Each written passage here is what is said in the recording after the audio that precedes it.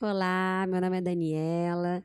Eu estou aqui super bem acompanhada pela doutora Chiara, doutor Ranieri, uns super hepatologistas aqui do Rio de Janeiro.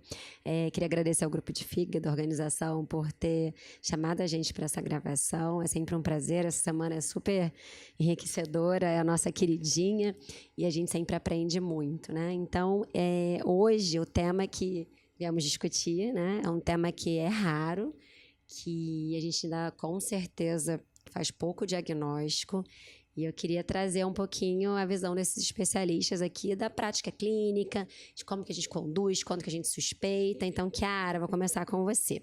O tema, então, que ficou para a nossa discussão é a colangiopatia por IgG4. Quando a gente suspeita? Quando que você começa a pensar nessa possibilidade? É um diagnóstico que, assim, que a gente tem que lembrar de pensar na prática clínica? Bem, a pergunta é ótima. A colangiopatia por IgG4 não é uma patologia frequente, como você falou, mas ela tem que estar no diagnóstico diferencial, principalmente quando a gente tem um paciente com uma síndrome colestática, que tem um quadro de icterícia.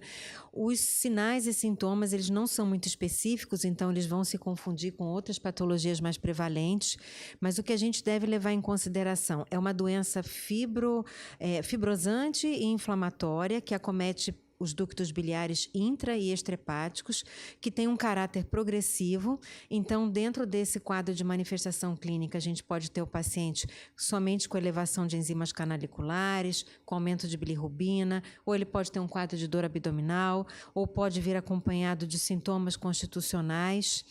E o que chama bastante a atenção é que, como na fisiopatologia há estreitamento da via biliar, né, espessamento da árvore biliar, com áreas de estreitamento e dilatações por porções assim mais extensas, o quadro, obviamente, faz o diagnóstico diferencial, principalmente com a colangite esclerosante. Então, eu acho que quando a gente está diante de um paciente em que a gente suspeita de colangite esclerosante, não sendo aquele quadro clássico associado à doença inflamatória intestinal, é mandatório que a gente exclua esse diagnóstico.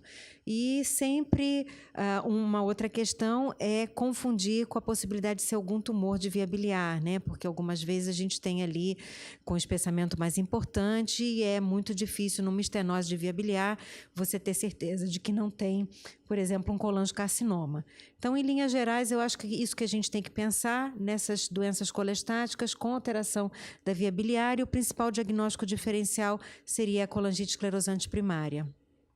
Perfeito, Chiara. É como você falou, né? Tem que ser um diagnóstico diferencial. Às vezes, a gente pode até suspeitar quando a gente já pensa ali talvez numa pancreatite autoimune, isso pode ajudar. Vou passar agora para o Ranieri. Diagnóstico, né? Então, a Chiara já trouxe para a gente a parte clínica.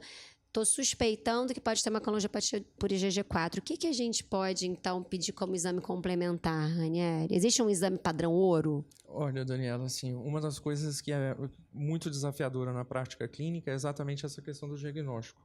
Sobretudo pela necessidade da gente juntar todos os parâmetros clínicos, né, como a Chiara falou, e principalmente se a colangiopatia vem acompanhada de outras manifestações sistêmicas, isso facilita o nosso raciocínio e facilita o nosso diagnóstico, né? Por exemplo, se tem a pancreatite autoimune, se tem algum comprometimento renal associado.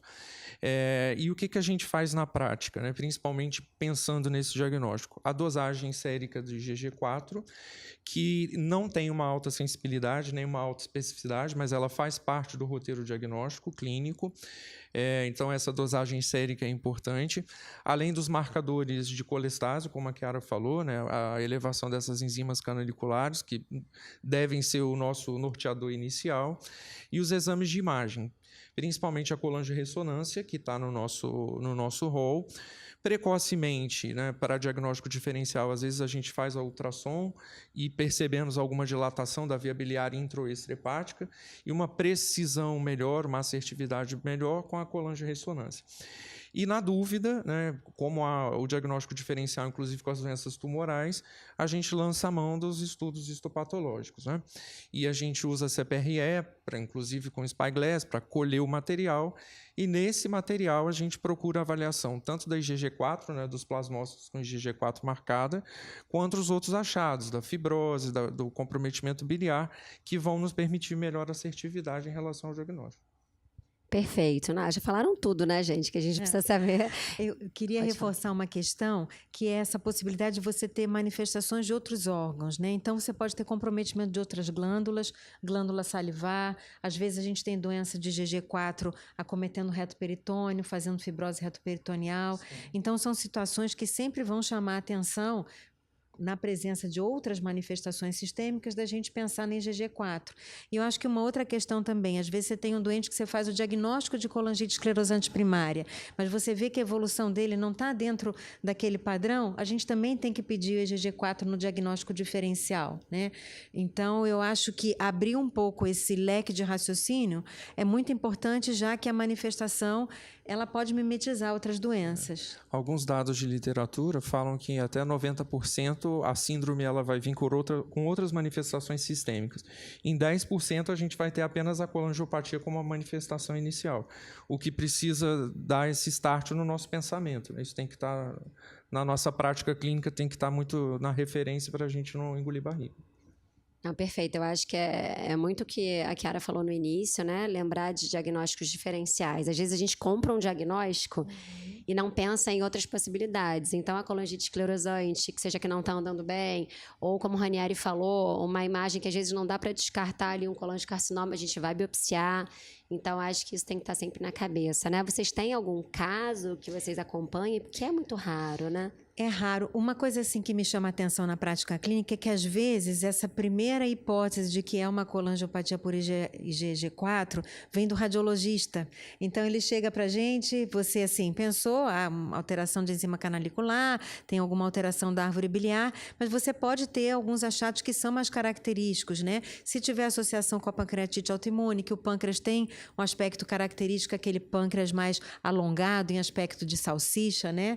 Que é a comparação que se faz, a questão das áreas de estreitamento serem mais longas do que a gente vê, por exemplo, na colangite esclerosante primária. Então, não é aquela a conta de rosário, mas são estenoses mais longas e que têm uma tendência a ter um predomínio de localização mais hilar, porque muitas vezes vem associado com a pancreatite autoimune. Então, eu acho que o clínico, né, o hepatologista, o gastroenterologista, junto com um bom radiologista, ele vai potencializar essa questão de chegar ao diagnóstico. Realmente, não é comum, né, mas a gente pensa mais do que encontra, o que eu acho que é muito importante, porque a grande questão é que muda o tratamento. O tratamento da colangite esclerosante primária segue uma linha. Agora, se eu tenho uma doença que é fibrótica e inflamatória, aí a gente já entra com tratamento imunossupressor. Então, eu acho que pedir uma dosagem de IgG4, pelo menos para um screening, embora, como o Ranieri falou, né, nem sempre a gente vai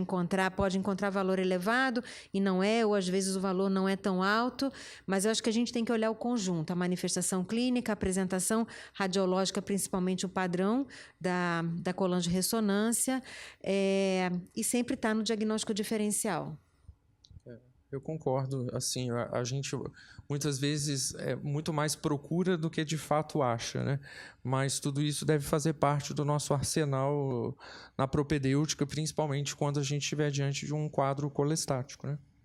Não, perfeito. E eu acho isso ótimo, porque a ideia é que ainda é muito subdiagnosticado, né? Então, assim, a gente tem que lembrar, tem que estar no arsenal, pedir os exames corretos. Óbvio, o Ranieri falou, a gente começa sempre com ultrassom, você vai seguindo toda uma linha de raciocínio. A Chiara falou super interessante do radiologista, né? Eles trazem um olhar diferenciado para a gente, então a gente tem que somar.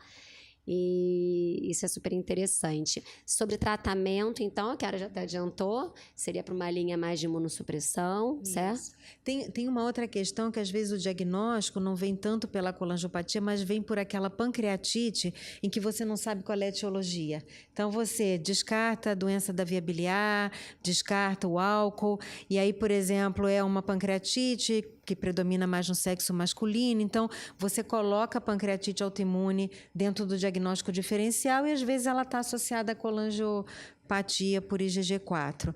E com relação à questão do tratamento, quer dizer, o tratamento padrão é um tratamento inicial com corticosteroides, em que a gente faz uma dose ali de 30, 40 miligramas ao dia, vai fazendo um período que vai até 4 semanas, depois a tendência é reduzir, com um tratamento que pode ser de 3 a 6 meses. Então, isso aí é o padrão, né?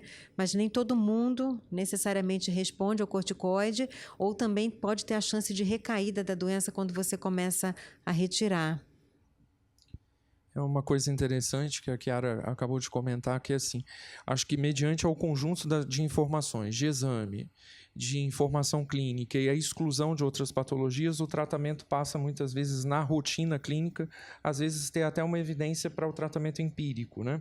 A gente excluindo outras patologias que teriam um cunho neoplásico, por exemplo, a gente tem autorização, inclusive, de começar o teste terapêutico com a corticoterapia, que quando o paciente, obviamente, não tiver contraindicação para isso, e acompanhar a evolução com desmame progressivo, avaliação da melhora, né? Clínica, laboratorial, e isso nos permite, inclusive, guiar a nossa prática também. Muitas vezes até porque a gente tem dificuldades em alguns lugares para ter a total confirmação, principalmente quando isso depender do histopatológico, né? Então, juntando todas as informações, talvez essa seja uma conduta que seja bastante permeável no nosso meio, né? Perfeito. Bom, queria agradecer, né? Acho que foi esclarecedor.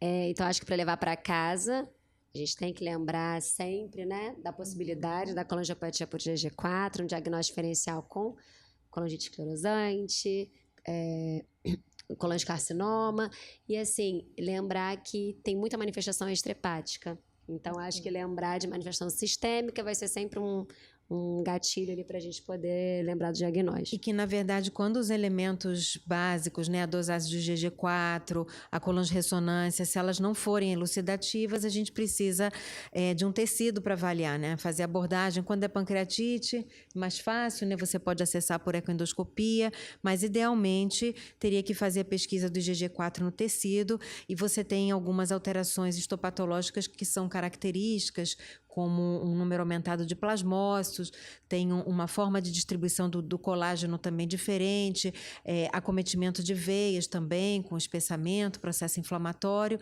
Então, isso auxilia e deixa a gente mais tranquilo com relação ao diagnóstico e na manutenção, por exemplo, de uma terapia imunossupressora. Maravilha. Muito obrigada. Obrigada a vocês. Obrigado a vocês.